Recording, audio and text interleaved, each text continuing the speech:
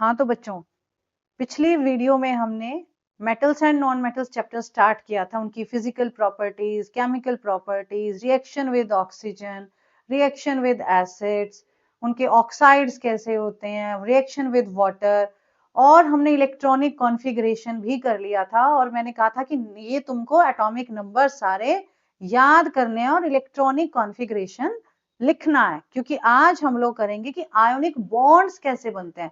तो उसके लिए पहले हमें एटॉमिक नंबर्स भी आने चाहिए और हमको कॉन्फ़िगरेशन लिखना भी आना चाहिए। तो उम्मीद कर रही हूँ कि तुम लोगों ने सारे एटॉमिक नंबर्स याद किए होंगे। तो आज हम लोग आयोनिक बॉन्ड फॉर्मेशन और एक्सट्रैक्शन ऑफ मेटल्स और मेटल्स की रिफाइनिंग कैसे होती है, ये सारे टॉपिक्स हम आज के इस वीडियो में कवर करेंगे। तो पूरा वीडियो ध्यान से देखना, क्योंकि एग्जाम पॉइंट ऑफ व्यू से जो जो चीजें इंपॉर्टेंट हैं मैं वो सब हाईलाइट कराऊंगी और तुम लोगों को नोट्स बनाते जाना है। अब हम लोग करेंगे सबसे पहले फॉर्मेशन ऑफ सोडियम आयन, कि भाई सोडियम आयन कैसे बनेगा। अब जो हमारा एटॉमिक नंबर है सोडियम का वो 11 है, और हमारा जो सोडियम है उसका कॉन्फ़िगरेशन जैसे हमने लास्ट क्लास में किया था 281 होता है। सो 281 है, तो अगर हमारा सोडियम एक इलेक्ट्रॉन लूज कर देगा तो इसकी ये वाली जो शेल है, सेकेंड शेल है, जिसको 8 ही इलेक्ट्रॉन्स चाहिए, वो फुली फिल्ड हो जाएगी। तो जब हमारी ये सेकेंड शेल फुली फिल्ड हो जाएगी तो हमारा सोडियम तो यही चाहेगा कि भाई मेरी ऑक्टेट पूरी हो जाए और मैं नोबल गैस बन जाऊं। तो इसीलिए जो हमारा सोडियम मेटल है जिसके पास आउटर मोस्ट शेल में एक इलेक्ट्रॉन है, वो अपना एक इलेक्ट्रॉन लूज करके सोडियम आयन बन जाता है। यानी कि हम इसको ऐसे लिख देंगे कि इस सोडियम ने एक इलेक्ट्रॉन लूज कर दिया और ये सोडियम आयन में बन गया। तो अब इसका सोडियम आयन का जो कॉन्फ़िगरेशन रह गया ना बेटे, वो रह गया हमारे पास 2,8। ठीक है, तो अब ये स्टेबल हो गया क्योंकि इसका कॉन्फ़िगरेशन नोबल गैस के जैसा आ गया। अब न्यूक्लियस जो है हमारे पास, उसके पास प्रोटॉन्स भी 11 और इलेक्ट्रॉन्स भी 11 होते हैं जब सोडियम एटम है। लेकिन जब वो सोडियम आयन बन गया तो उसका जो कॉन्फ़िगरेशन है 281 से किस में चेंज हो गया, 28 में, क्योंकि अब एक इलेक्ट्रॉन कम हो गया। अब क्लोराइड आयन, अब क्लोरीन का कॉन्फ़िगरेशन पता है ना तुम लोगों को, 287 है। अब भाई इसके पास आउटर मोस्ट जो KLM थर्ड शेल है उसमें सिर्फ 7 ही इलेक्ट्रॉन्स हैं, और अगर ये एक इलेक्ट्रॉन गेन कर ले तो ये बन जाएगा बेटे 288। तो जैसे ये 288 बनेगा तो इसका कॉन्फ़िगरेशन भी आर्गन जो कि नोबल गैस है उसके जैसा आ जाएगा। तो ये खुश हो गया कि भाई अब मैं स्टेबल हूं, मुझे कोई काम करना नहीं है। तो ये बन गया हमारा बेटे 288। सो क्लोरीन जो है, after gaining one electron it becomes 288 and it is called now chloride ion. So chloride ion बन गया। अब हमारा सोडियम क्लोराइड कैसे बनेगा, देखो सोडियम ने क्या किया बेटे, जो उसकी आउटर मोस्ट शेल थी, हम पहले इसका इलेक्ट्रॉन डॉट स्ट्रक्चर लिखेंगे जैसे हमने कार्बन वाले वीडियो में electron dot structure non metals के लिखे थे जब कोवेलेंट बॉन्ड बना रहे थे। अब यहां पे हमने आयनिक बॉन्ड बनाना है, तो यहां पे कंप्लीट लॉस ऑफ इलेक्ट्रॉन और दूसरा वाला एलिमेंट पूरा गेन ऑफ इलेक्ट्रॉन्स करता है, लेकिन कोवेलेंट में म्यूचुअल शेयरिंग थी। अब ये हमारे सोडियम का मैंने एक इलेक्ट्रॉन बना दिया जो उसके M शेल में है 281। ठीक है, अब यहां मैं क्लोरीन बना रही हूं बेटे, और क्लोरीन के इलेक्ट्रॉन्स को मैं डिफरेंट कलर से रिप्रेजेंट कर रही हूं। इसके अंदर 287 है, तो हम उसको क्या करेंगे, 1 2 3 4 5 6 एंड 7। अब इसको अगर एक मिल जाए तो इसकी 8 पूरे हो जाएंगे, और ये अपना लूज कर दे तो ये 2 और 8 यानी कि सेकंड शेल इसकी फुली फिल्ड हो जाए। अब ये सोडियम अपने इस इलेक्ट्रॉन को यहां भेज देता है। अब यहां भेज देगा तो क्या बनेगा बेटे, तो ये हमारे पास सोडियम बन गया। सोडियम के पास जो है पूरी शेल फुली फिल्ड हो गई, तो यहां हम इसको ऐसे लिख देंगे, और यहां क्लोरीन की भी फुली फिल्ड शेल हो गई, 1 2 3 4 5 6 7 8। ठीक है। लेकिन जो सोडियम है वो अब हमारा प्लस आयन है, और जो क्लोराइड है हमारा बेटे वो हमारा नेगेटिव आयन है। सो हमारा पॉजिटिव और नेगेटिव आयन एक दूसरे के पास आ गए, और हमारा कौन सा बॉन्ड बन गया, आयोनिक बॉन्ड। तो इस टाइप के बॉन्ड जिसमें एक एटम लूज करके पॉजिटिव आयन बनाता है और दूसरा एटम गेन कर लेता है इलेक्ट्रॉन्स को और नेगेटिव आयन बना देता है, यानी कि कैटायन और एनायन। तो जो ये अपोजिटली चार्ज आयंस बनते हैं, इनके बीच का जो फोर्स ऑफ अट्रैक्शन है that is called ionic bond. और ये बहुत strong electrostatic forces of attraction होते हैं। So ionic bonds are the bonds which are formed by losing or gaining of electrons. So here one atom loses one or more electrons and the another atom gains these lost electrons by the first atom. ठीक है। सो इसके अंदर जो forces of attraction है, क्योंकि positive and negative charges बन रहे हैं, तो जो फोर्सेस ऑफ अट्रैक्शन है they are electrostatic forces of attraction. अब देखो, तो हमारे पास अब हम मैग्नीशियम क्लोराइड की फॉर्मेशन करेंगे। मैग्नीशियम का एटॉमिक नंबर तुम लोगों को मालूम है ना, 12 है बेटा। अब इसका कॉन्फ़िगरेशन हम KLm है ना 282। सो अब अगर ये मैग्नीशियम अपने M शेल के दोनों इलेक्ट्रॉन्स लूज कर देता है, so it will become magnesium 2 positive ion. So ये क्या करेगा बेटे, 2 इलेक्ट्रॉन्स लूज कर देगा and it will become magnesium 2 positive and it has lost 2 electrons। लेकिन अब इसका जो कॉन्फ़िगरेशन है वो फुली फिल्ड नोबल गैस के बराबर आ गया।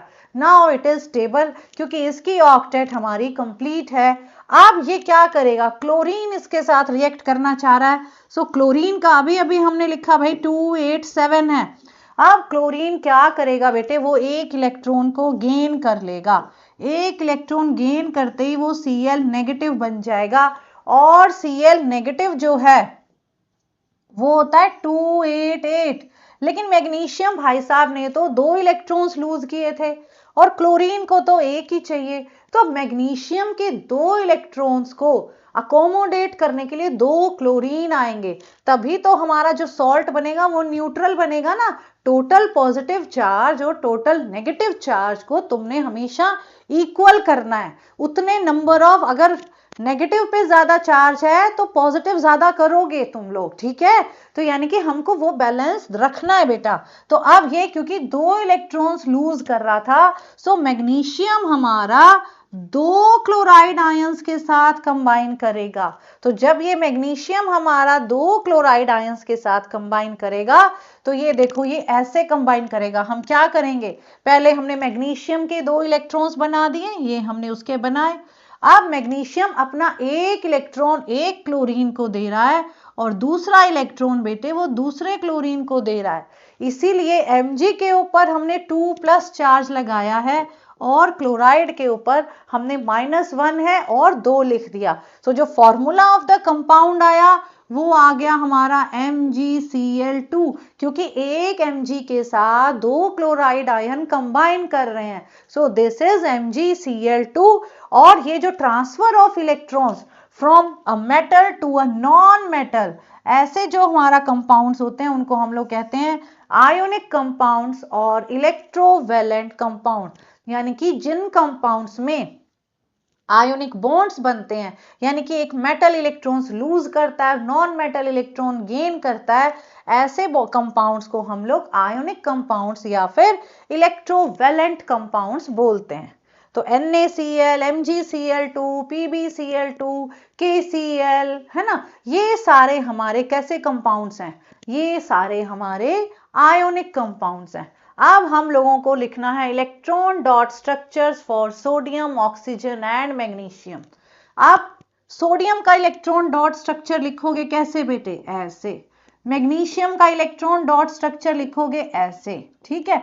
और ऑक्सीजन का इलेक्ट्रॉन डॉट स्ट्रक्चर लिखोगे क्योंकि उसके पास कितने इलेक्ट्रॉन्स हैं, 6। अब हमको सोडियम ऑक्साइड अगर बनाने को एग्जाम में आता है या मैग्नीशियम ऑक्साइड आता है, तो हम लोग कैसे आगे चलेंगे। देखो बेटे, सोडियम ऑक्साइड के लिए सबसे पहले तुम लिखोगे ये कि भाई सोडियम ने एक इलेक्ट्रॉन लूज कर दिया। क्योंकि सोडियम के पास था बेटा 281, जब ये लूज कर देगा तो ये 28 बन जाएगा। ठीक है, अब इसकी आउटर मोस्ट शेल वाला इलेक्ट्रॉन इसने लूज कर दिया तो ये स्टेबल बन गया। अब इसका एक इलेक्ट्रॉन लेने के लिए हमने ऑक्सीजन को भी लिखा। अब ऑक्सीजन के पास कितने इलेक्ट्रॉन्स हैं? ऑक्सीजन होता है बेटे हमारा 8 एटॉमिक नंबर, तो 2,6। तो ऑक्सीजन के पास हमारे 2 2 और 2 6 इलेक्ट्रॉन्स हैं। अब इसको तो चाहिए 2 इलेक्ट्रॉन्स ना बेटे, तो ये अब क्या करेगा? 2 इलेक्ट्रॉन्स कैसे लेगा? हमें 2 सोडियम लेने पड़ेंगे। सो 2 सोडियम आयन बनाएंगे और वही 2 सोडियम 2 इलेक्ट्रॉन रिलीज करेंगे। तो ये जो हमारा ऑक्सीजन है ये 2 इलेक्ट्रॉन्स गेन करके किसमें चेंज हो जाएगा? 1 2 3 4 5 6 7 8 और 2 नेगेटिव। सो आप इसका इलेक्ट्रॉन ये जो फॉर्मेशन है वो कैसे दिखाएंगे हम लोग यहां लिखेंगे सोडियम। सोडियम के ऊपर हम एक इलेक्ट्रॉन दिखाएंगे। यहां हम लिखेंगे ऑक्सीजन, इसके ऊपर हम डिफरेंट कलर से दिखा देते हैं, थोड़ा इजी हो जाएगा हमारे लिए, है ना। अब इसके ऊपर हम 6 इलेक्ट्रॉन्स दिखा देंगे बेटे।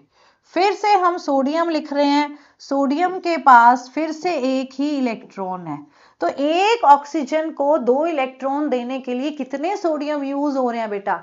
यहाँ पे हमारे 2 इलेक्ट्रॉन्स यूज हो रहे हैं। ठीक है, सो अब हमारे पास ये वाला इलेक्ट्रॉन इधर से आ गया और ये वाला इलेक्ट्रॉन इधर से आ गया, तो यानी कि क्या फॉर्मेशन हो गई? This plus this. तो हमारे पास एक सोडियम आयन यहां बन गया। ठीक है, एक ऑक्सीजन जो है वो हमारा यहां हो गया, 1 2 3 4 5 6 और 7 8, इसके ऊपर 2 नेगेटिव और एक और सोडियम जो है वो हमारा इधर आ गया। तो इस तरीके से हमारे पास जो सोडियम ऑक्साइड का फॉर्मूला है दैट इज Na2O। ये हमारा क्या बन गया? Na2O बन गया बेटे। ठीक है, सोडियम ऑक्साइड का फॉर्मूला है Na2O। इसी तरीके से तुम लोग सोडियम सल्फाइड का फॉर्मूला भी लिख सकते हो, कैल्शियम ऑक्साइड का भी लिख सकते हो। इलेक्ट्रॉन डॉट स्ट्रक्चर सबके बना के और हम इस तरीके से लिख सकते हैं। तो चाहे ऐसे लिख देंगे और चाहे हम एक लेफ्ट में और एक उसके राइट में लिख देंगे तो भी हमारे पास सोडियम ऑक्साइड का स्ट्रक्चर बन जाएगा। ऐसे ही हम मैग्नीशियम ऑक्साइड का बनाते हैं। मैग्नीशियम को 2 इलेक्ट्रॉन्स लूज करने और ऑक्सीजन को 2 चाहिए, तो हमने सिंपल मैग्नीशियम के 2 लिखे और ऑक्सीजन ने दोनों इलेक्ट्रॉन्स गेन कर लिए और हमारे पास Mg2+ और ऑक्सीजन के ऊपर हमारा 2- आ गया। तो इस तरीके से ये हमारा मैग्नीशियम ऑक्साइड बन गया। ठीक है, अब देखो बेटे आयोनिक कंपाउंड्स और उनकी प्रॉपर्टीज करते हैं। जैसे हमने कोवेलेंट कंपाउंड्स किया था और उनकी प्रॉपर्टीज की थी, वैसे ही हम इनकी करेंगे। अब जो आयोनिक कंपाउंड्स हैं वो बने कैसे बेटे? जब इलेक्ट्रॉन्स का कंप्लीट ट्रांसफर हुआ। कंप्लीट ट्रांसफर ऑफ इलेक्ट्रॉन और electrons from one atom to another, तो उस बॉन्ड को हम लोग कहते हैं आयोनिक बॉन्ड, या फिर उसका दूसरा नाम होता है इलेक्ट्रोवैलेंट बॉन्ड। अब क्योंकि बेटे यहाँ अपोजिटली चार्ज आयंस होते हैं, एक पॉजिटिवली चार्ज आयन होता है, एक नेगेटिव चार्ज आयन होता है, इसीलिए यहाँ पे strong electrostatic forces of attraction होते हैं। और जो हमारे ये कंपाउंड्स जिनमें आयोनिक बॉन्ड या इलेक्ट्रोवैलेंट बॉन्ड बनेगा उनको हम आयोनिक कंपाउंड्स या फिर इलेक्ट्रोवैलेंट कंपाउंड्स बोल देते हैं। समझ आ गया होगा मेरे को लग रहा है। ठीक है, आप देखो बेटे, आप क्योंकि बेटे अपोजिट चार्जेस है ना यहाँ पे, तो उनके अंदर बहुत स्ट्रॉन्ग फोर्स ऑफ अट्रैक्शन होता है। बहुत स्ट्रॉन्ग फोर्स ऑफ अट्रैक्शन की वजह से ये हमारे सॉलिड्स होते हैं, क्योंकि इनके अंदर आयोनिक बॉन्ड है जो कि स्ट्रॉन्ग बॉन्ड्स हैं, और इसीलिए हमारे जो आयोनिक कंपाउंड्स हैं दे आर सॉलिड्स। ठीक है, सेकंड है बेटा जनरली ये ब्रिटल होते हैं, तो जैसे ही हम इनके ऊपर प्रेशर लगाते हैं तो ये क्या हो जाते हैं? ब्रेक हो जाते हैं। ठीक है, so ionic compounds are generally brittle and when pressure is applied वो टूट जाएंगे, दे ब्रेक इनटू पीसेस। अब है बेटे हमारे पास मेल्टिंग एंड बॉइलिंग पॉइंट्स। देखो बेटे सॉलिड्स हैं और स्ट्रॉन्ग फोर्सेस ऑफ अट्रैक्शन है, तो melting and boiling point natural सी बात है बेटे कि हाई ही होगा, क्योंकि भाई स्ट्रॉन्ग फोर्स ऑफ अट्रैक्शन जो है उनके अंदर, तो जब अपोजिटली चार्ज आयंस में स्ट्रॉन्ग फोर्स ऑफ अट्रैक्शन है, इसी वजह से इनका मेल्टिंग और बॉइलिंग पॉइंट जो होता है बहुत ज्यादा होता है। अब चलते हैं बेटे सॉल्युबिलिटी की। दे आर सो, अब इनके अंदर क्या है, एक पॉजिटिव चार्ज और एक नेगेटिव चार्ज।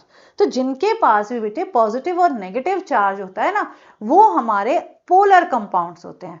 और पोलर कंपाउंड्स पोलर सॉल्वेंट्स में ही डिसॉल्व होते हैं। पोलर कंपाउंड्स, अब पोलर सॉल्वेंट क्या होता है, जैसे पानी है हमारा, so water is a polar solvent. लेकिन अगर हम बेंजीन की बात करें, सो benzene is a non polar. तो जो हमारे आयोनिक कंपाउंड्स हैं, they are soluble in polar solvents, but they are insoluble in non-polar solvents like benzene, ether, alcohol, kerosene and petrol. So they are soluble in polar solvents like water, but they are insoluble in non-polar solvents like our alcohol, ether, benzene, etc. Right? Now there is conduction of electricity. Very very important. So इन्हीं की जो properties है ना बेटे, इन्हीं में से कोई ना कोई एग्जामिनर क्वेश्चन उठा के पूछता है कि भाई वो इलेक्ट्रिसिटी कब कंडक्ट करेंगे, उनका मेल्टिंग पॉइंट क्या होगा, इनका बॉइलिंग पॉइंट क्या होगा, तो इनकी सॉल्युबिलिटी क्या होगी। सो ये सारी चीजें जो है ना बेटे, तो ये हमारे आयोनिक कंपाउंड्स के प्रॉपर्टीज में आते हैं। ठीक है, तो इन्हीं पे बेस्ड क्वेश्चंस आ जाता है, प्रॉपर्टीज पे बेस्ड ही। ठीक है, कि भाई पानी में सॉल्युबल है या नहीं है।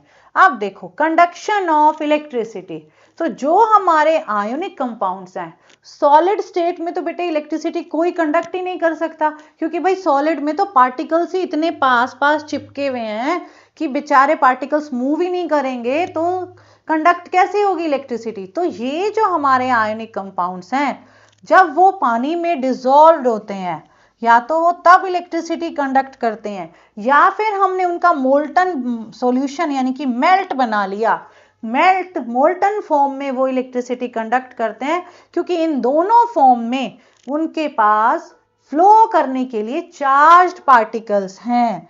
ठीक है, so they conduct electricity either in the aqueous solution or in the molten state because charged particles are present to flow, और उन फ्लो ऑफ चार्ज पार्टिकल्स ही हमारी क्या होती है बेटे, इलेक्ट्रिसिटी होती है।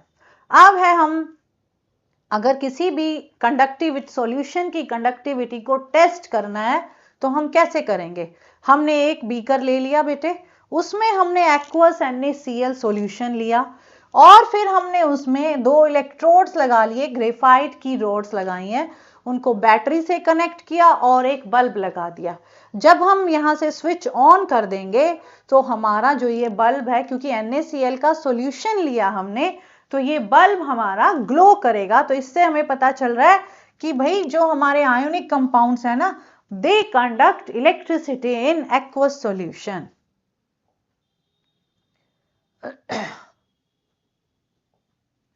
अब है बेटे मेटल्स। अब हम एक्सट्रैक्शन वाले पार्ट पे आ गए हैं, जिसमें बहुत सारे बच्चे मुझको जो मेरे पास ऑफलाइन भी आते हैं, वो कहते हैं कि मैम हमें ये बहुत डिफिकल्ट लगता है, हमको समझ नहीं आता है। तो बेटे हम लोगों ने इसको बहुत ध्यान से करना है, मुश्किल कुछ भी नहीं है ना। तुम लोगों को थोड़ी सी कंसंट्रेशन रखनी है और प्रॉपर तरीके से इनको एक बार ही सुनो और लिखते जाओ। लिखना, नोट्स मेकिंग बहुत जरूरी है। सिर्फ वीडियो देखने से ना बेटे नंबर नहीं आते हैं। वीडियो देखने से हमें ये लग रहा है कि भैया हमें समझ आ गया, बट साथ साथ जब अपनी नोटबुक और पेन भी साथ रखोगे और साथ साथ लिखते जाओगे, तो ये तुम्हें साथ साथ लर्न भी हो जाएगा। ठीक है, और मैं तो बिल्कुल वैसे भी स्लो तरीके से पढ़ाती हूँ, कि जैसे क्लास में तुम्हें समझ आ रहा है, उतना ही स्लो तरीके से मैं यहाँ पे भी पढ़ा रही हूँ, ताकि तुम लोगों के बेटे मार्क्स आए। ठीक है, तो तुम अच्छे से खूब 100 में 80 में से 80 है ना, 80 में से 78, तो 75 से नीचे तो नंबर आने ही नहीं चाहिए, इतने आराम आराम से पढ़ा रही हूँ। तो अब देखो अकरेंस ऑफ मेटल्स, जो हमारे मेटल्स हैं अर्थ क्रस्ट में जो है डिफरेंट फॉर्म्स में मिलते हैं। तो जो हमारे अर्थ क्रस्ट में बेटे जैसे सोडियम क्लोराइड है, मैग्नीशियम क्लोराइड है, ये सी वाटर में मिल गया। लेकिन कुछ और सब्सटेंसेस जैसे कॉपर है, मरकरी है, ये हमारे अर्थ क्रस्ट में सोर्सेज मिलते हैं। ठीक है, तो अब एलिमेंट्स और कंपाउंड्स वो जिस फॉर्म में नेचुरली अर्थ क्रस्ट में होते हैं उनको हम लोग कहते हैं minerals. So minerals are the elements और compounds that occur naturally in the earth's crust, they are called minerals। अब मिनरल्स तो कहीं पे भी है कि भैया ये कंपाउंड यहां मिल गया, ये कंपाउंड यहां मिल गया, लेकिन कई जगहों पे ना बेटे इनकी कंसंट्रेशन परसेंटेज बहुत ज्यादा होती है किसी भी एलिमेंट की, तो उसको हम लोग और कह देते हैं। यानी कि जहां पे हम इकोनॉमिकली निकाल पाए और अमाउंट भी उसका ज्यादा हो, तो वहां पे हम लोग प्रॉफिटेबली एंड कन्वीनियंटली जहां से हम किसी भी मेटल को निकाल पाएंगे, that is called ore. So ores are the minerals from where metals can be extracted profitably and conveniently. So ores are the minerals. So all minerals are not ores, but all the ores are minerals. ये ध्यान रखना है। So ores are the minerals from which a metal can be extracted profitably and conveniently, क्योंकि वहां पे बेटे high percentage होता है पर्टिकुलर मेटल का, तो इसीलिए उनको हम क्या कहते हैं, ores. So all the ores are minerals but all the minerals are not ores. समझ आया? अब देखो ये हमारे हम जो मेटल्स है उनका एक्सट्रैक्शन करने में हम लोग देखते हैं कि जो मेटल्स हैं बेटे, कुछ हमारे मेटल्स फ्री स्टेट में मिलते हैं। फ्री स्टेट वालों को हम कहते हैं कि वो नेटिव स्टेट में मिल रहे हैं, लेकिन कुछ हमारे कंबाइंड स्टेट में भी मिलते हैं। सो हम मेटल्स को 3 क्लासेस में डिवाइड करेंगे। एक हम कहेंगे भाई बहुत इंटेलिजेंट है ना, हाईली रिएक्टिव, जैसे हमारी क्लास में भी होता है, एक बहुत बच्चा इंटेलिजेंट है ना भाई, ये तो टॉपर ही है। दूसरा हमारा मीडियोकर, मीडियम जो रेंज होती है वो थोड़ी ज्यादा रहती है। और फिर हमारे पास मेटल्स ऑफ लो रिएक्टिविटी, तो ये हमारे पास मेटल्स ऑफ हाई रिएक्टिविटी है। फिर है हमारे पास मेटल्स ऑफ मीडियम रिएक्टिविटी, और फिर है हमारे पास मेटल्स ऑफ लो रिएक्टिविटी। अब जो मेटल्स ऑफ हाई रिएक्टिविटी हैं वो हमारे यहाँ बेटे सोडियम, पोटेशियम, कैल्शियम है ना, मैग्नीशियम, एल्यूमिनियम, तो इनको हम हमेशा इलेक्ट्रोलिसिस से एक्सट्रैक्ट करेंगे। तो इनका जो एक्सट्रैक्शन है that is done by electrolysis of their salts. Medium वाले जो हैं हम उनको हम रिडक्शन से निकालते हैं। तो कॉपर तक, जिंक से लेके zinc, iron, lead and copper, they are metals of medium reactivity and we use reduction method. So reduction में हम उनका कार्बन से करते हैं। अब है metals of low reactivity, silver and gold, they are metals of low reactivity और वो native state में मिलते हैं, यानी कि elemental form में मिल जाते हैं। ठीक है, तो ये तुमको ध्यान रखना है कि कितने टाइप की हमने मेटल्स को क्लासिफाई किया, high reactivity, middle reactivity, medium reactivity and low reactivity. अब है बेटे हम स्टेप्स जो है हमने एक टेबुलर फॉर्म में एक चार्ट, फ्लो चार्ट बनाया है जो एनसीईआरटी में भी सेम है। तो हम कैसे इनको एक्सट्रैक्ट करेंगे वो लिखा हुआ है इधर देखो। जो मेटल्स ऑफ हाई रिएक्टिविटी हैं उनको तो बेटे हम उनका मोल्टन ओर का इलेक्ट्रोलिसिस कर देते हैं और हमें प्योर मेटल मिल जाता है। तो सबसे सिंपल मेथड है ये।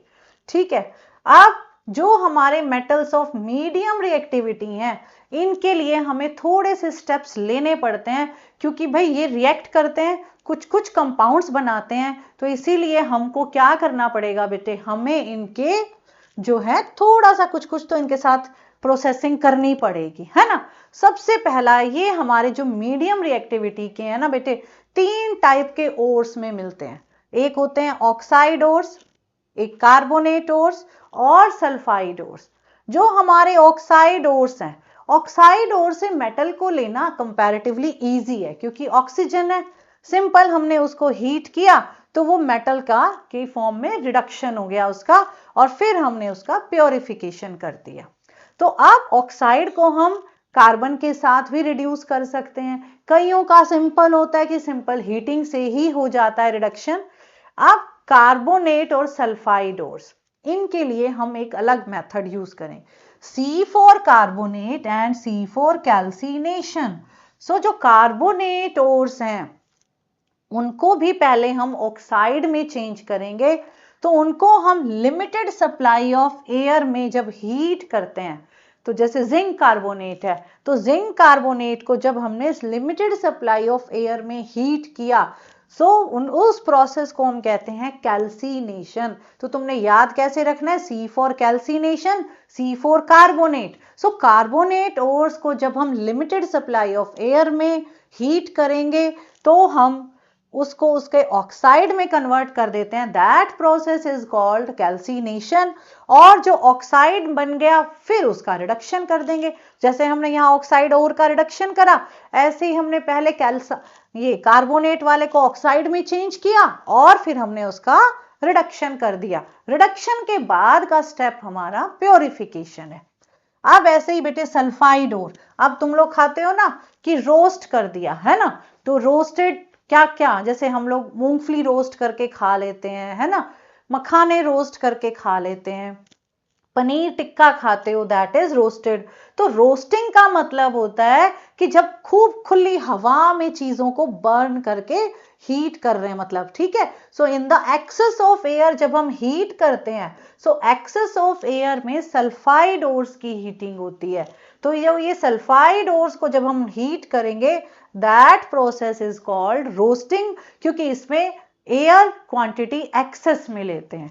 और जब हम इसको रोस्ट करते हैं तो ये भी हमारा ऑक्साइड में कन्वर्ट हो जाता है, और ऑक्साइड वाले को फिर से हम क्या कर देते हैं बेटे, रिडक्शन कर देते हैं, और रिडक्शन के बाद प्योरिफिकेशन ऑफ मेटल करते हैं, ठीक है। अब है बेटे हमारे पास metals of low reactivity. Metals of low reactivity sulphide ores की फॉर्म में भी मिलते हैं, तो उनको पहले रोस्ट करेंगे, रोस्टिंग के बाद उनको हम मेटल में कन्वर्ट करेंगे और फिर हम उनकी रिफाइनिंग कर देते हैं।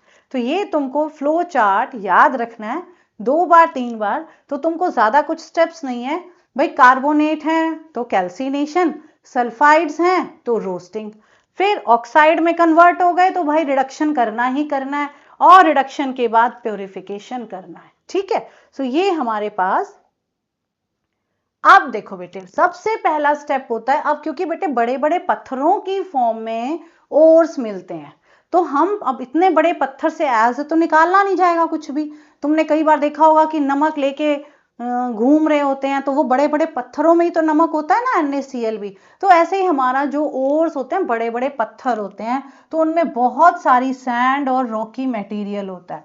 तो जो ये इम्प्योरिटीज होती हैं, इनको हम लोग, जो अनवांटेड इम्प्योरिटीज हैं जैसे सैंड, रॉकी मटेरियल, अर्थ पार्टिकल्स, लाइमस्टोन, माइका, इन सब को हम लोग कहते हैं गैंग।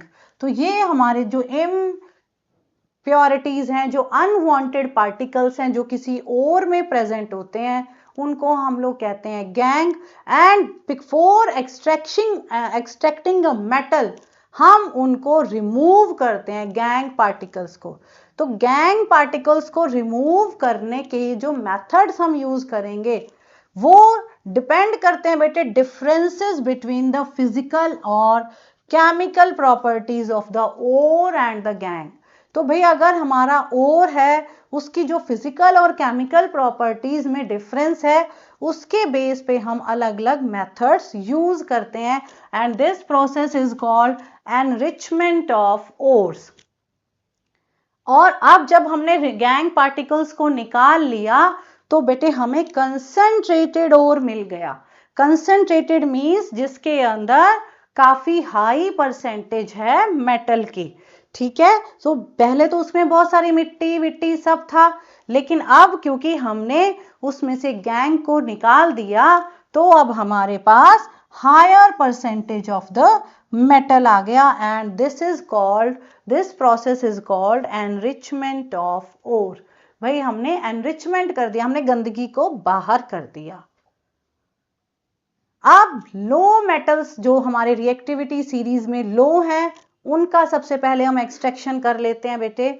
सो जो लेस रिएक्टिव मेटल्स हैं, mercury, copper, so they are placed quite low in the reactivity series, तो वो हमारे सल्फाइड या फिर ऑक्साइड ओर्स की फॉर्म में मिलते हैं, और ऑक्साइड्स को हम सिंपल हीटिंग से ही रिड्यूस कर देंगे। तो मरकरी है, मरकरी का और होता है हमारा cinnabar, HgS, this is cinnabar, ठीक है। ऐसे ही जिंक का और होता है जिंक सल्फाइड, जिसको हम लोग कहते हैं जिंक ब्लेंड।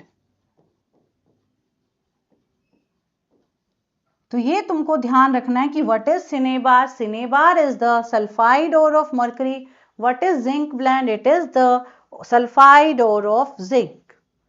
आप देखो मरकरी का एक्सट्रैक्शन हम करेंगे, सो हम इसका सल्फाइड ओर, जिसको हमने क्या बोला बेटे, सिनेबार बोला, उसको हम लोग सबसे पहले ऑक्सीजन में हीट करते हैं। सो ये जो हमारा हीट करेंगे, तो क्योंकि एक्सेस ऑफ एयर में हीट कर रहे हैं, दिस इज कॉल्ड रोस्टिंग। और रोस्टिंग में जो HgS है, ये किस में चेंज हो गया बेटे, HgO में चेंज हो गया, और हमारे पास SO2 गैस लिबरेट हो गई। सो ये हमारे पास है कि जब हमने HgS को हीट किया ऑक्सीजन की प्रेजेंस में, एक्सेस ऑफ ऑक्सीजन में, यानी कि हमने उसकी रोस्टिंग कर दी, तो वो HgO प्लस SO2 में चेंज हो गया।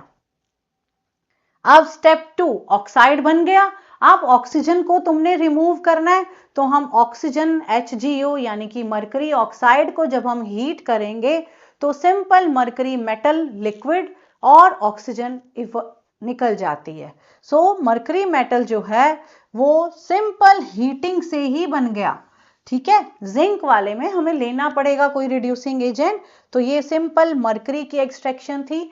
अब है बेटे पास हमारे पास कॉपर की एक्सट्रैक्शन। कॉपर जो है, इसके सल्फाइड ओर को बिल्कुल वैसे ही हीट करते हैं, लेकिन जो एक्सट्रैक्शन ऑफ कॉपर है, कॉपर का जो सल्फाइड ओर है, that is called copper glance. So copper glance को जब हम लोग ऑक्सीजन में हीट करेंगे, क्योंकि सल्फाइड है तो रोस्टिंग ही होगी बेटे, तो हमने एक्सेस ऑफ एयर ही लेनी है। तब एक्सेस ऑफ एयर लेंगे तो सारा का सारा कॉपर सल्फाइड एकदम से किस में चेंज हो गया हमारे पास, ये कॉपर 2 ऑक्साइड में, ठीक है। तो लेकिन बाकी का, अब हमने अगर ये 10 किलो लिया तो 5 ही किलो चेंज होगा, मींस कुछ पार्ट फिर भी कॉपर सल्फाइड की फॉर्म में रह जाता है। तो कुछ पार्ट जो हमारा कॉपर ऑक्साइड में चेंज हुआ वो इस तरीके से हो गया, और उसका जो सल्फर था वो ऑक्सीजन के साथ कंबाइन करके SO2 में, तो ये हमारे पास Cu2O बना, और कॉपर ग्लैंस होता है Cu2S। अब जो बाकी का बचा हुआ हमारा कॉपर सल्फाइड उसी में था, अब हम उसको फिर से हीट करते हैं। सो वो जो कॉपर ऑक्साइड बन गया, वो ही उसी में हमने क्या करा, कॉपर सल्फाइड भी अभी है, तो हम उसको फिर हीट करेंगे, तो हमारे पास कॉपर मेटल बन जाएगा, और SO2 गैस बाहर निकल जाएगी, ठीक है। अब है बेटे जो मिडल रिएक्टिविटी सीरीज के मेटल्स हैं, उनको हम कैसे करें, है ना, उनका एक्सट्रैक्शन कैसे होगा। सो उनका एक्सट्रैक्शन होगा zinc, iron, lead and copper. Copper जो है लो रिएक्टिविटी में भी आता है जब वो सल्फाइड ओर है, ठीक है। और जिंक, आयरन एंड लेड, इनका हम अभी जो मिडल ऑफ रिएक्टिविटी सीरीज में है, इनका एक्सट्रैक्शन, तो कॉपर को दोनों में काउंट करते हैं, ठीक। अब ये मिडल में है, and they are extracted by the reduction of their oxides with carbon, aluminium, sodium और कैल्शियम।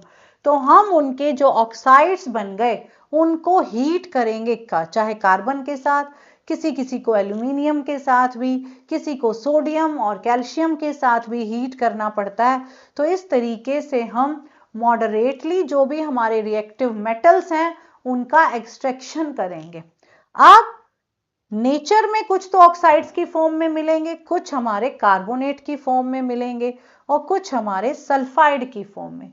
तो जो हमारे ऑक्साइड है वो तो सिंपल है बेटा, हीट कर देंगे हम किसी रिड्यूसिंग एजेंट के साथ, लेकिन जो हमारे सल्फाइड्स और कार्बोनेट्स हैं उनको पहले हम ऑक्साइड में कन्वर्ट करते हैं, क्योंकि ऑक्साइड से एक्सट्रैक्शन जो है वो इजी हो जाता है। और जो हम ऑक्साइड में कन्वर्ट करेंगे, अभी अभी जो मैंने बताया, C4 कार्बोनेट, C4 कैल्सिनेशन। सो जब हम कार्बोनेट्स को हीट करते हैं in the limited supply of air, it is called calcination. और जब हम सल्फाइड्स को करते हैं तो भाई खुली हवा है, that is called roasting. So reduction से पहले हम कार्बोनेट और सल्फाइड को किस में कन्वर्ट करते हैं? ऑक्साइड में, क्योंकि ऑक्साइड से जो एक्सट्रैक्शन है वो काफी इजी हो जाता है। अब देखो बेटे, कैल्सिनेशन इट इज बता चुकी हूं, अब तक तो याद ही हो गया होगा तुमको। अब जैसे जिंक कार्बोनेट मिला, जिंक कार्बोनेट एक कैलामाइन इसको हम कहते हैं, calamine ore. So calamine ore means zinc carbonate. Zinc carbonate को जब हमने हीट किया लिमिटेड सप्लाई ऑफ एयर में, तो ये किस में चेंज हो गया? जिंक ऑक्साइड में, और CO2 इवॉल्व हो गई और जो ये जिंक ऑक्साइड बन गया। अब इस जिंक कार्बोनेट्स को पहले हमने किस में कन्वर्ट किया? जिंक ऑक्साइड में, और जिंक ऑक्साइड को फिर हम किस में कन्वर्ट कर देंगे बेटे? जिंक के अंदर। ठीक है, अब रोस्टिंग है, तो रोस्टिंग में क्या कर रहे हैं? जब सल्फाइड और ले रहे हैं हम जिंक का, तो हम उसको एक्सेस ऑफ एयर में जब हीट करेंगे, that will be called roasting. तो रोस्टिंग और कैल्सिनेशन में डिफरेंस बहुत बार आता है, तो तुमको सिंपल जिंक के ही दोनों ओर्स लेके एग्जांपल दे के समझा देना है कि जब हमने जिंक कार्बोनेट लिया तो भाई जिंक ऑक्साइड बना, लिमिटेड सप्लाई ऑफ एयर। हमने जिंक सल्फाइड लिया, एक्सेस सप्लाई ऑफ एयर, तो भी हमारा जिंक ऑक्साइड बन गया। So that is roasting and calcination. तो जिंक ब्लेंड अभी मैंने बताया था, जिंक ब्लेंड इज ZnS। उसको जब हम ऑक्सीजन की सप्लाई में हीट करते हैं, roasting, zinc oxide plus SO2 बन गया। अब रोस्टिंग ने भी जिंक को जिंक सल्फाइड को जिंक ऑक्साइड में कन्वर्ट करा, और कैल्सिनेशन ने भी जिंक कार्बोनेट को जिंक ऑक्साइड में कन्वर्ट करा। दोनों मेथड से जो आया जिंक ऑक्साइड, अब उसको हम रिड्यूस कर लेंगे। कोई भी रिड्यूसिंग एजेंट यूज करते हैं, लेकिन हम जिंक के लिए जनरली कार्बन ही यूज कर लेते हैं। सो कार्बन के साथ यानी कि कोक के साथ जब हम जिंक ऑक्साइड को हीट करते हैं, तो हमारे पास जिंक प्लस कार्बन मोनोऑक्साइड बन जाता है। ठीक है, सो मेटल ऑक्साइड को हमने क्या करा? कोक की फॉर्म में कार्बन लिया, उसके साथ मिक्स किया, और फिर हम एक फर्नेस में, फर्नेस होते हैं बड़े बड़े से, जैसे ईंट के भट्ठे देखे होंगे ना, जहां ईंटें बनती हैं, ब्रिक्स की फॉर्मेशन होती है, इसी तरीके से मेटलर्जी के लिए भी बहुत बड़े बड़े फर्नेस होते हैं। ठीक है, तो जो फर्नेसेस होते हैं उसमें हमने वो इतना सारा ऑक्साइड डाल दिया, उसके अंदर हमने कॉक मिक्स कर दिया, और फिर हम उसको स्ट्रांगली हीट करते हैं। तो जब हम स्ट्रांगली हीट करते हैं तो हमारे पास जिंक ऑक्साइड प्लस कार्बन और zinc and CO carbon monoxide बन जाता है। इस तरीके से हमारे पास ये हमारा एक्सट्रैक्शन विद कार्बन हो गया। अब दूसरा एक्सट्रैक्शन है हमारे पास reduction of metal oxide with aluminium. अब एल्यूमिनियम के साथ किस किस का करते हैं? तो जो मैंगनीज है, जो क्रोमियम है, उनका वो ऑक्सीजन की उनके लिए उनकी affinity means love, there love for oxygen is much more than carbon. So इसीलिए उनके ऑक्साइड्स को हम कार्बन से रिड्यूस नहीं कर पाएंगे। तो मैंगनीज और क्रोमियम का जब भी हमको रिडक्शन करना है बेटे, तो हम लोग कैसे करते हैं? उनको हम एल्यूमिनियम पाउडर के साथ हीट करेंगे। So aluminium powder as a reducing agent, क्योंकि इनको ऑक्सीजन बहुत अच्छी लगती है, तो ये अब कार्बन आएगा तो कार्बन को उतनी अच्छी नहीं लगती, तो ये अपनी ऑक्सीजन उसको यानी कि डिस्प्लेसमेंट रिएक्शन नहीं हो पाएगा। अब ये जो हमारे पास है, हमने क्या लिया? MnO2। MnO2 को जब हम एल्यूमिनियम पाउडर के साथ रिएक्ट कराते हैं, तो यहां हम एल्यूमिनियम पाउडर को क्या ले रहे हैं? एज अ रिड्यूसिंग एजेंट, और मैंगनीज डाइऑक्साइड हमारा ओर है। ठीक है, अब जब हम इसको हीट कर रहे हैं ना बेटा, तो हमें क्या मिल रहा है? लिक्विड मैंगनीज मेटल, और एल्यूमिनियम चेंज हो रहा है Al2O3 में। और इस रिएक्शन में ना बेटे काफी हीट प्रोड्यूस होती है, तो it is an highly exothermic reaction. समझ आ गया? तो ये ध्यान से लिख लो रिएक्शन भी। और इस रिएक्शन में क्योंकि ये हाईली एक्सोथर्मिक है तो MnO2 तो Mn में चेंज हो गया और हमारा जो है एल्यूमिनियम वो किस में चेंज हो गया, Al2O3 के अंदर चेंज हो गया। अब जो एल्यूमिनियम है ना बेटे महंगा है, कार्बन कोक सस्ता है, सो ये हम एल्यूमिनियम को सब में यूज नहीं करेंगे, हम कुछ सेलेक्टिव केसेस में ही एल्यूमिनियम को यूज करते हैं। ठीक है, सो ये हमारे पास, तो अभी तक हमने यही पढ़ा कि जिंक को हमने कैसे करा, यूजिंग कार्बन, और मैंगनीज और क्रोमियम को हमने कैसे करा, यूजिंग एल्यूमिनियम पाउडर। ठीक है, सो नोट्स इसके बना लेना। अब देखो बेटे थर्माइट रिएक्शन या थर्मेट रिएक्शन जो है हमारा, तो जब हम किसी भी मेटल को के ऑक्साइड को एल्यूमिनियम पाउडर के साथ as a reducing agent use करके हीट करते हैं तो उसके अंदर जो वो रिएक्शन है, क्योंकि उसमें हाईली एक्सोथर्मिक है, उस रिएक्शन को हम कहते हैं थर्माइट रिएक्शन। अब जैसे एल्यूमिनियम ने पीछे हमने किया MnO2 को रिड्यूस करा था, अब ऐसे ही ये हमारे पास Fe2O3 को भी रिड्यूस कर देता है आयरन में, और आयरन हमारा लिक्विड स्टेट में प्रोड्यूस हो जाता है। दिस रिएक्शन इज कॉल्ड, अब क्या किया हमने, पीछे हमने किया था MnO2 प्लस एल्यूमिनियम, और यहां हम कर रहे हैं बेटे Fe2O3 प्लस एल्यूमिनियम। आया समझ में? तो जब हमने इसको हीट किया तो लिक्विड प्लस Al2O3, अब इसको बैलेंस कर देंगे हम, 2Al है ना, और हमारे पास 2 आयरन। ठीक है, सो ये रिएक्शन है, इसमें साथ में क्या लिबरेट हो रही है बेटा, बहुत सारी हीट लिबरेट हो रही है, यानी कि ये हमारी एक्सोथर्मिक रिएक्शन है। और ये जो मोल्टन आयरन है ना, इसका हम यूज कहाँ करते हैं, जो ब्रोकन रेलवे ट्रैक्स होते हैं जहां क्रैक्स आ गए हैं तो वहां पे हम इसको, इस रिएक्शन को यूज करते हैं, या फिर कोई मशीन पार्ट्स ब्रेक हो गए हैं तो वहां भी हम इस रिएक्शन को यूज करते हैं, और क्योंकि बहुत हीट यूज निकल रही है, दिस इज थर्माइट रिएक्शन।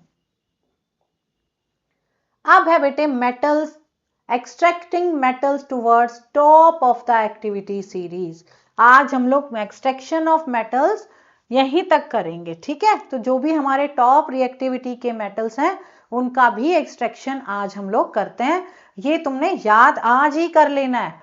अब देखो बेटे पोटेशियम, सोडियम, कैल्शियम, मैग्नीशियम, अब ये हाईली रिएक्टिव है, सो कार्बन से इनको हम रिड्यूस नहीं कर सकते, इनके ऑक्साइड्स स्टेबल हैं, but still we can not use carbon because these metals have higher attraction or affinity for oxygen than carbon, तो हम इसलिए इनके लिए कार्बन यूज नहीं करेंगे। अब कार्बन जब इनमें से निकाल नहीं सक रहा, और दूसरा अब हम इनको फ्री मेटल्स में कन्वर्ट नहीं कर पाएंगे, और हाईली रिएक्टिव हैं तो उनके ऑक्साइड्स को हम क्या करते हैं बेटे, तो हम इलेक्ट्रोलिसिस का प्रोसेस यूज करेंगे, यानी कि हम उनके मोल्टन सॉल्ट बनाएंगे और मोल्टन सॉल्ट में से हम इलेक्ट्रिसिटी पास कर देंगे, जैसे हमने एसिड बेसिस सॉल्ट वाले चैप्टर में इलेक्ट्रोलिसिस ऑफ वाटर किया था, यहां हम इनके मोल्टन सॉल्यूशन का इलेक्ट्रोलिसिस करेंगे, यानी कि जब किसी में से इलेक्ट्रिसिटी पास करते हैं और वो आयंस में डिसोसिएट हो जाता है, आयंस बन जाते हैं, डीकंपोज हो जाता है, जैसे थर्मल डिकंपोजिशन किया था ऐसे इलेक्ट्रोलिसिस भी तो किया था, बिल्कुल वैसे ही हम यहाँ करेंगे। तो यहाँ पे हमने क्या किया, मोल्टन NaCl लिया, उसका इलेक्ट्रोलिसिस किया तो हमें सोडियम मेटल और क्लोरीन गैस मिल गई। तो मोल्टन सोडियम क्लोराइड के अंदर Na पॉजिटिव आयंस और क्लोराइड आयंस होंगे।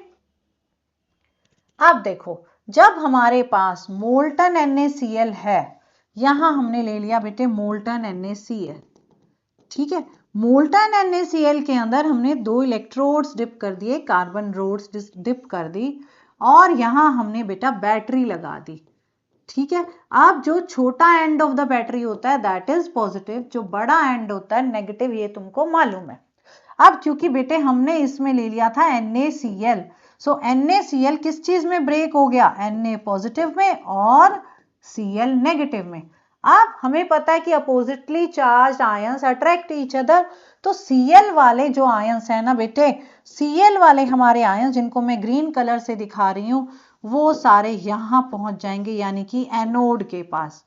ठीक है, और जो हमारे सोडियम आयंस हैं जिनको मैं ब्लू कलर से दिखा देती हूँ, तो सारे सोडियम आयन हमारे यहाँ आ गए कैथोड के पास।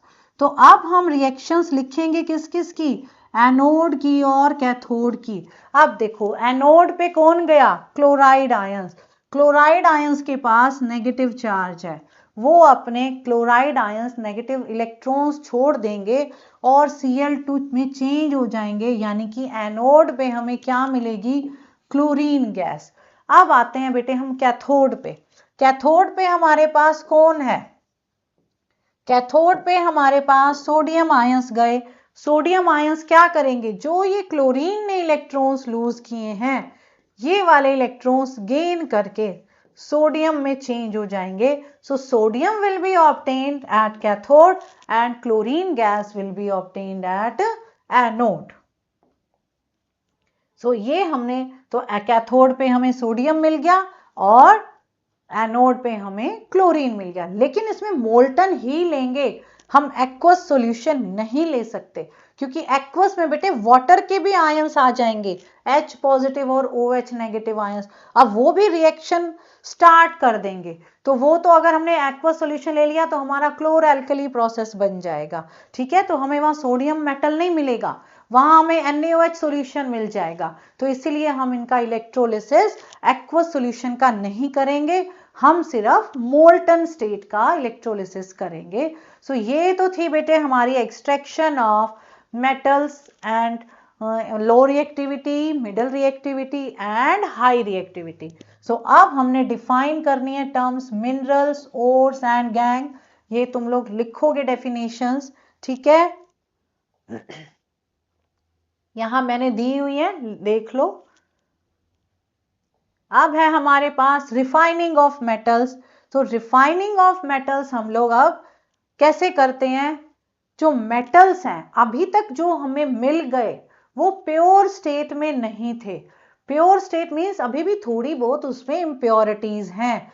तो हम रिफाइनिंग ऑफ मेटल्स करेंगे। तो हम रिफाइनिंग के लिए क्या यूज करते हैं, ये भी एक प्रोसेस होता है बेटे जिसको हम लोग कहते हैं इलेक्ट्रोलिटिक रिफाइनिंग। सो इलेक्ट्रोलिटिक रिफाइनिंग में भी हम वही जो मेटल हमें मिला, so the process of purifying metals को रिफाइनिंग कहेंगे। सो ये हमारा इलेक्ट्रोलिटिक रिफाइनिंग है, इसमें वापस से इलेक्ट्रोलिसिस होगा, लेकिन देखो कैसे। अब जो इलेक्ट्रोलिटिक रिफाइनिंग करते हैं ना हम लोग, तो वही हम एक बिल्कुल पतली रोड प्योर मेटल की लेंगे और एक मोटी रोड इम्प्योर मेटल की लेंगे। ठीक है, तो अब copper, zinc, tin, lead, chromium, इन निकल, सिल्वर, गोल्ड, इन सब की रिफाइनिंग हम इलेक्ट्रोलिटिक मेथड से करते हैं। तो थिक ब्लॉक लेंगे हम इम्प्योर मेटल का और एक पतली सी स्ट्रिप ले लेंगे प्योर मेटल की, और प्योर मेटल वाले को हम कैथोड यूज करते हैं। और यानी कि हम नेगेटिव टर्मिनल बैटरी के नेगेटिव वाला जो छोटी वाली डंडी लगाते हैं ना बैटरी की, so negative terminal of battery से तो हम प्योर वाले को कनेक्ट करते हैं बेटे, और मोटा जो हमने ब्लॉक ले लिया एनोड बना देते हैं, उसको पॉजिटिव टर्मिनल ऑफ बैटरी के साथ हम कनेक्ट करते हैं। तो और फिर हम क्या करते हैं, नीचे जो कंटेनर लिया उसमें उसी मेटल का जिसकी हमने रिफाइनिंग करनी है, उसी का water soluble salt as an electrolyte लेते हैं। सो इम्प्योर मेटल जो है वो क्या करता है बेटा, अब जब हम इलेक्ट्रिसिटी पास करेंगे,